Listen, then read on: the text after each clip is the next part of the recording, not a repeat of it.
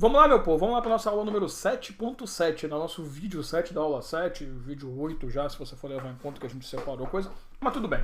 O que a gente vai começar a falar a partir de agora, a gente trabalhou aí, pô, os 6 vídeos, não vou nem falar 6, né, porque a gente fez um trabalho de análise aí no primeiro vídeo, mas os últimos vídeos todos foram voltados para a ideia da intervenção supressiva, como a gente falou, aquela intervenção que ela retira o direito de propriedade, ela retira a propriedade da pessoa, inclusive, ela atinge o direito de propriedade em si, e, né, consequentemente, gera para você um resultado de perda de direito. Aqui a gente está falando de uma intervenção, a gente vai começar a falar de uma forma de intervenção diferenciada.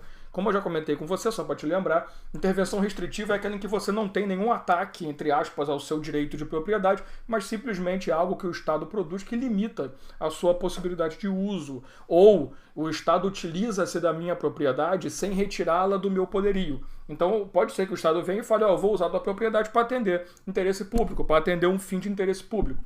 Pode ser que ele chegue para mim e fale, olha só, não vou retirar temporariamente, eu não vou usar por um tempo a sua propriedade, eu só estou te dizendo que você não vai poder utilizá-la de forma plena, como você está muito mal acostumado, a partir de agora. Então você vai entender bem, mas lembre-se que intervenção restritiva não tem nada a ver com retirada de propriedade em si.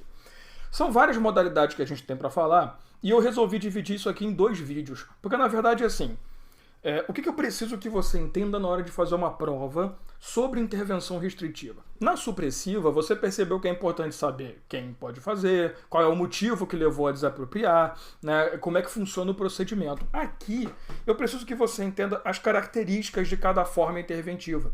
Aqui eu não preciso que você estude comigo necessariamente o que é, como funciona, procedimento, nada disso. Aqui só o que eu preciso é que você saiba que existe aquela forma e consiga identificá-la por suas características. Então, assim, vai cair uma questão dizendo que o Estado promoveu uma ação em que ele utilizou a propriedade particular para fazer, sei lá, um evento social. Opa, peraí, o que seria isso? É uma forma de intervenção, mas como? Então eu preciso que você entenda isso. Um concurso público é uma forma de intervenção do Estado. Quando vai fazendo o concurso ali, ou até para ficar melhor, né, o Enem, concurso público não é tão Estado quanto normalmente o Enem necessariamente. O concurso público é para o Estado, mas não é, você entendeu, né? O Enem, o que acontece no Enem ali? O cara chega e, pega uma sala de instituição privada, né, de um prédio privado, coloca o pessoal para fazer prova ali, realização de eleições. Isso é uma forma de intervenção? E eu preciso saber identificar quais são. Então vamos lá. Eu estou evitando usar concurso público porque pode acontecer outras modalidades, tá? Mas seria um bom exemplo, sim. Deixa isso para lá. Requisição administrativa que você encontra no artigo 5º, inciso 25, logo depois ali do inciso 24, que fala sobre desapropriação em si. Olha só, característica inicial. A requisição administrativa, olha o nome, o Estado está requerendo a sua propriedade. Ele não está tomando a sua propriedade. Ela ocorre necessariamente porque estamos diante de perigo iminente. A ideia de perigo iminente é que já está para acontecer ou que aconteceu e pode trazer resultados piores para o futuro. Tá? Então a ideia de perigo iminente é uma situação de perigo que pode acontecer ou que já está em ocorrência. Tá? Não é passado, obviamente, mas também não entenda iminente como algo que está apenas no futuro. Pode ser algo presente que vai ter consequências futuras ainda maiores. Deixa eu dar um exemplo. Imagina uma inundação.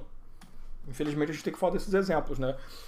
Inundação, ela vem e destrói coisa pra caramba. Perfeito. Pode ser que essa inundação traga mais prejuízo pra frente. Então estamos perante um perigo iminente. Deslizamento de terra, né, terremoto, graças a Deus a gente não tem aqui, apesar que Deus deixou a corrupção no lugar do terremoto pra gente, mas tudo bem. Se olhar os países vizinhos, não tá muito ruim só pra gente, não. A ideia de requisição administrativa é o Estado requerer uma propriedade para poder atender a uma necessidade de proteção dos particulares, da sociedade. Proteção em face de um perigo iminente. Então, vou te dar um exemplo.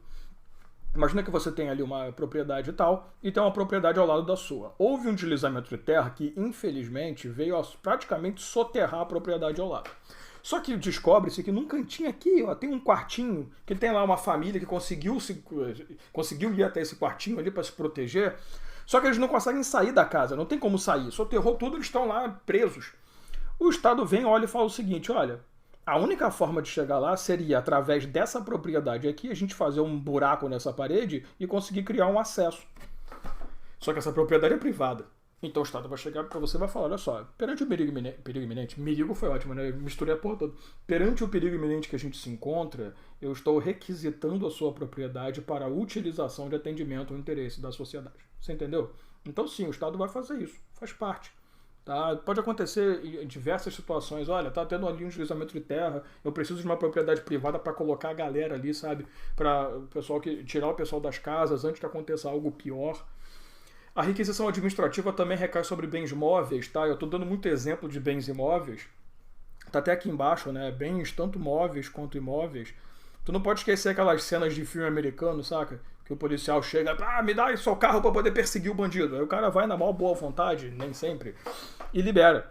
Claro que isso acontece, por quê? Porque é uma requisição administrativa, perseguição, atrás de um bandido, perigo iminente. Então vamos lá, vamos pegar essa propriedade. Pode acontecer? Pode, tranquilamente, isso é normal. Assim como também pode recair sobre serviços, tá? Pô, eu preciso fazer ali emergencial, levantar ali uma parede, fazer alguma coisa para poder conter o avanço das águas, do deslizamento de terra. E tem uma empreiteira ali do lado, sabe? Privada, particular, faz parte. Vou requisitar seus serviços. Pessoas que tenham entendimento para poder realizar tal obra. Entendeu? Pô, imagina, até licitar, tal, é um saco. Então, perigo iminente, recai sobre bens móveis ou imóveis ou também serviços. E é indenizada. Porém, toma cuidado para você não falar na sua prova que a requisição administrativa sempre será indenizada. Na verdade, a requisição administrativa ela só é indenizada quando você tiver dano. Ocorreu dano, passou a ter direito à indenização. Enquanto não há dano ocorrido, indenização não acontece. Claro que como depende de uma ocorrência de dano para surgir a indenização, essa indenização ela só pode ser o quê? Posterior. Eu acho muito legal isso aqui, que eu acho que o legislador pegou um dicionário, falou, vou mostrar que eu sou foda. Foi lá em posterior, sinônimos, ulterior. Aí ele foi escrever na Constituição, ulterior. Ulterior e posterior é a mesma jossa, tá? É muito normal, inclusive, as bancas fazerem a seguinte sacanagem. Sabe aquelas banquinhas, tipo o FCC fazia muito no passado, hoje ele não faz tanto? Faz, né? Pega as questões ali, coloca as assertivas, tudo copiado da Constituição, perfeito. Aí você vê o texto lá, a administração pública poderá requerer tal, bonitinho, blá blá blá, cabendo indenização anterior, aí ele troca o L por um AN, só para derrubar o peão. Você tá cansado, tá lendo questão grande, tem que ficar lendo assertivo, então cuidado. Trocar duas letrinhas aqui ferra, né? Então, vai ter indenização, mas a indenização é posterior, porque depende do dano comprovado. E, obviamente, a requisição possui caráter temporário. Tá, amor? Entendi.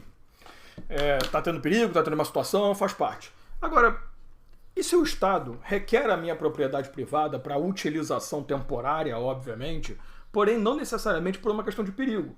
Para, por exemplo, sei lá, concurso. Né? Vai ter o Enem, o cara quis pegar a minha sala ali para poder realizar a prova. Eleição, que não deixa de ser um perigo iminente, né? A eleição ali, fazer uma zona eleitoral, instalar uma zona eleitoral ali, isso seria uma requisição administrativa? Não, porque não há perigo iminente. Mas seria uma intervenção? Seria. E que modalidade é? A próxima chamada ocupação temporária. Muito legal você notar o quanto que essas duas se confundem. Então as bancas adoram falar desses caras. Porque, veja bem, ocupação temporária é uma forma que o Estado ocupa uma propriedade privada para atender interesse social, interesse da sociedade, interesse público. Igual a requisição. A grande diferença realmente é que aqui, a necessidade auxiliar não é emergencial. A necessidade que levou a administração a ocupar aquele terreno, aquela propriedade temporariamente, não é uma necessidade emergencial, não é um perigo iminente. É uma situação normal do dia a dia, faz parte, é rotineira. Então é muito interessante isso. Quando você se deparar com uma questão em que a administração pega uma propriedade privada para utilização e atender demanda social, não fique de cara, requisição. Não, pode ser ocupação temporária. Então você tem que destacar se há perigo ou não. Vai ficar muito claro na sua questão se há perigo ou não. Também não fica tentando superinterpretar, não, tá? Opa, eleição é perigoso? Depende, né?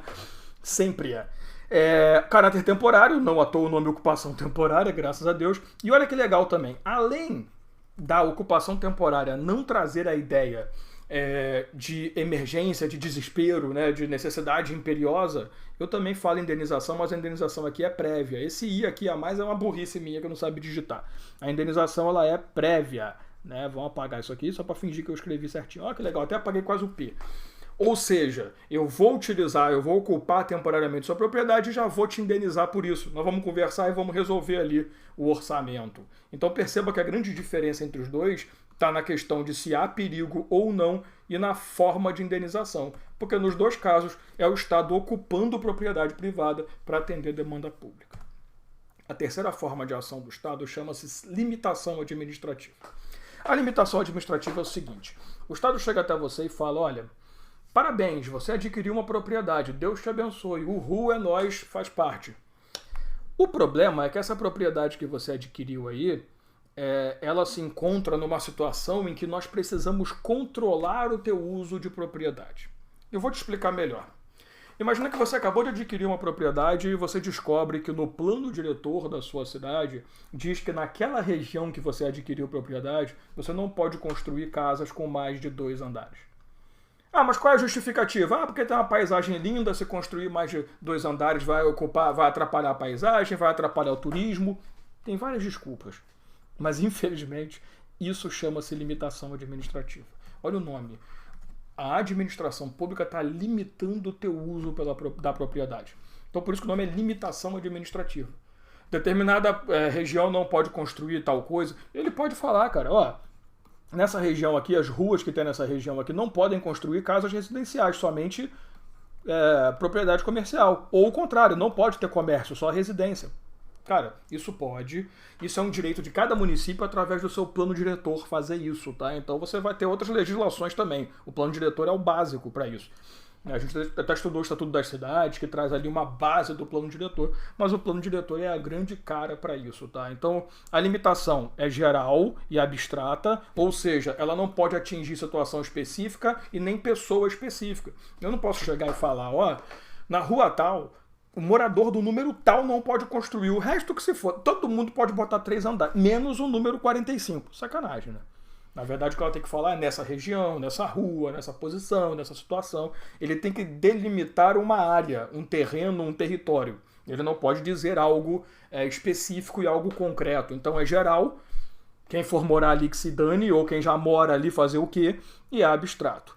Claro que essa quantidade de bens é não determinada, então eu não posso dizer, né, na rua tal, 10 casas da rua tal, no rua tal, casa tal, tal, tal, tal. Não posso.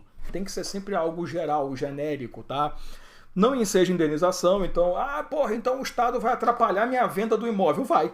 Provavelmente alguém vai chegar para ver o teu imóvel, para adquirir, e você vai falar, olha, tem uma limitação administrativa. O cara vai desanimar, faz parte. Ou então vem um cara cheio da grana e fala assim, putz, eu quero comprar esse terreno, é maravilhoso, a propriedade para construir aqui, vou botar aqui uma firma de advocacia. Amigão, não pode, aqui é só residencial. Puta que... Aí tu perde dinheiro. Eu quero indenização do Estado. Teoria do risco social, querido. Faz parte. Efeito ex nunc, não retroage, pelo amor de Jeová. Imagina, você construiu 3 andares. Depois vem a lei determinando, olha, não pode. Vou mandar derrubar o 3º andar? Não vou, né? Óbvio que o efeito é dali para frente, né? E afeta o caráter absoluto da propriedade. Toda propriedade, ela tem 2 tipos de caráter, absoluto e exclusivo. Tem outros, claro, mas eu estou dando os principais, porque eu vou ter que utilizar o caráter exclusivo depois. Caráter absoluto é isso. Quando você adquire uma propriedade, você adquire pensando, eu posso fazer o que eu quiser com ela, no bom sentido da palavra, né? Posso construir, posso não construir, desde que eu dê função social à propriedade. Mas eu posso fazer o que eu quiser. A partir do momento que o Estado fala, você pode fazer o que quiser até a página 5, o caráter absoluto da propriedade é atingido.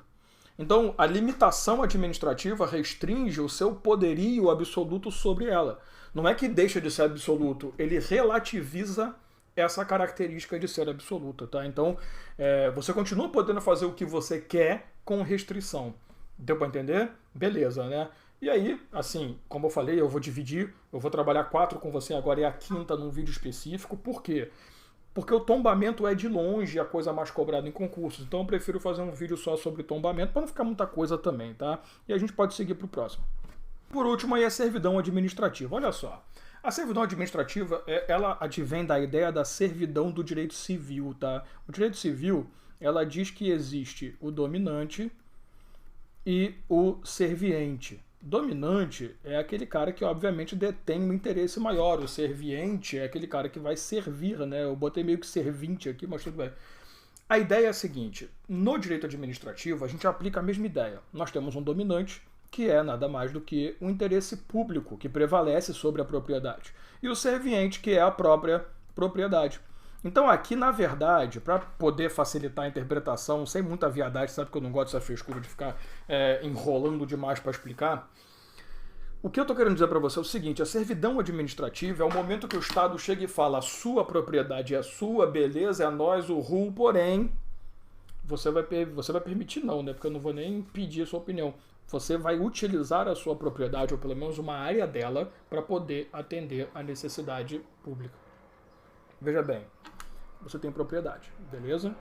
A administração faz um estudo e percebe que a melhor localização para colocar uma antena de transmissão de rede celular para poder melhorar ali o alcance do 4G e quem sabe do 5G que vai chegar no Brasil até 2050. Mentira, tô brincando. Deve chegar um pouquinho antes. É nessa região aqui. Então aqui é o melhor lugar, vai ficar perfeito, só que é dentro da sua propriedade. Aí ele vai chegar para você e vai falar, olha, o interesse público é dominante, querido. Então a sua propriedade será serviente. Ela vai servir ao interesse público. Então eu vou instalar uma antena de celular aqui, tá bom? Desculpa, mas esse tá bom é só para te avisar, não é tá bom de você concorda. Tu vai sonhando. Tranquila essa ideia? Então veja bem.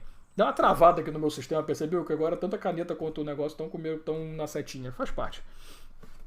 A servidão administrativa, diferente da limitação, ela é específica. Porque na limitação administrativa é geral e abstrata. Aqui não, é concreta, é específica, é uma situação. Eu estou utilizando a sua propriedade para passar um duto de gás natural veicular, GNV, ou para fazer uma instalação de telefonia. Sabe, as casas mais antigas, eu morei muito tempo numa casa assim, o número da rua, o nome da rua fica cravado na parede, no muro, né, na parede da casa. Então os caras vão lá e botam uma plaquinha com o nome da rua. Hoje em dia não acontece isso tanto, pelo menos nos grandes centros, mas isso é uma forma de servidão. A parede da sua casa, o muro da sua casa está servindo ao interesse público para uma forma de identificação. Essa servidão vai parar na matrícula do imóvel, né, é um direito real, então vai ficar registrado, faz parte, mas não vai te causar prejuízo nenhum mesmo, a menos que alguém não queira comprar. E enseja a indenização prévia. Por quê? Eu coloquei aqui, dano. Também não é um caso em que sempre você será indenizado. Em alguns casos, não há dano nenhum acontecendo com você. É uma região que você não estava usando, é uma parte que não vai afetar sua propriedade, não vai prejudicar sua plantação, sei lá. Porque às vezes vai passar um gás natural veicular ali embaixo, você planta alguma coisa, ferrou, né? Eles estão plantando em você. Mas a ideia é que a indenização é prévia desde que identifique o dano. Isso é uma coisa meio discutida na doutrina, mas prevalece a ideia de que o dano tem que ser demonstrado. Ou seja, tem indenização? Tem. Sempre não. Então é mais ou menos o papo da requisição administrativa. Pode ter indenização. A diferença é que lá o dano tem que acontecer primeiro. Aqui a gente sabe que vai ter um evento danoso, a gente sabe que vai causar um prejuízo para você. Segue os mesmos procedimentos da desapropriação, então vai ter uma declaração de utilização de servidão administrativa, tá? Lembra daquela historinha do procedimento de desapropriação, né? O cara vai fazer uma declaração de interesse público, de uso de interesse público, aí vai poder entrar na propriedade para tirar medidas, para poder fazer instalação, isso é normal, só que sem todo aquele negócio de prazo, de ação, sem muita frescura, tá? Pode acontecer por acordo, eu chego para você e falo, ó, vou utilizar... preciso, né, da sua propriedade e tal, vou utilizar a sua propriedade, vou te pagar tanto e você concorda. Pode ser por uma decisão judicial, você não concordou e eu fui lá, administração pública, propus uma ação contra você e vambora. Não é contra você não, na verdade é uma ação para realização da servidão administrativa, aí cabe à administração provar a real necessidade do caso e também por lei, que também é meio discutido, mas pode ser que a lei determine essa servidão. A servidão tem caráter perpétuo. Perpétuo até que tire, né? É perpétuo até que eu tire ali a plaquinha da sua casa. É perpétuo até que eu tenho que arrancar a antena e... Mas a servidão, ela é perpétua. Aquela história, aquela frase clássica do seja eterno enquanto dure, né? E afeta o caráter exclusivo. Como eu falei, os dois caráteres que nos interessam de verdade, né? Absoluto e exclusivo. O que é o caráter exclusivo? Quando você adquire uma propriedade, você adquire para uso exclusivo seu, porra. Você não vai ficar dividindo, eu comprei uma casa, vem cá, galera, entra aí, fica à vontade, dorme quem quiser. Não é assim. Então, caráter exclusivo é isso. Você deixa de ser a pessoa única, exclusiva, possível de utilizar a propriedade como acha que deve. E agora o interesse público está usando também. Vocês já viram servidões da rua, né? Que você passa no meio da propriedade dos outros para chegar do outro lado. Uma servidão faz parte clássica, né? Aquela lá é uma servidão mais do direito civil, beleza? Mas também não deixa de estar aqui, não. A ideia de servidão administrativa é isso. Pensa sempre nisso, tá? O cara vai passar uma tubulação de gás, de água, vai fazer um reservatório, sei lá o que ele vai fazer, mas ele precisa da sua propriedade, beleza? Aí você lembra, né? Imagina que você tem a propriedade, o cara vem, coloca uma servidão aqui, outra aqui, e não sobra quase nada. O que você vai fazer? Você vai entrar com uma ação de desapropriação indireta para que seja reconhecido que isso é uma desapropriação. Não à toa a servidão segue os procedimentos da desapropriação, porque ela tem cara de desapropriação, mas não é uma desapropriação. Eu não estou tirando a propriedade. Beleza? Então no próximo vídeo a gente fala sobre tombamento e a gente fecha essa aula sobre intervenção do Estado. Um abraço.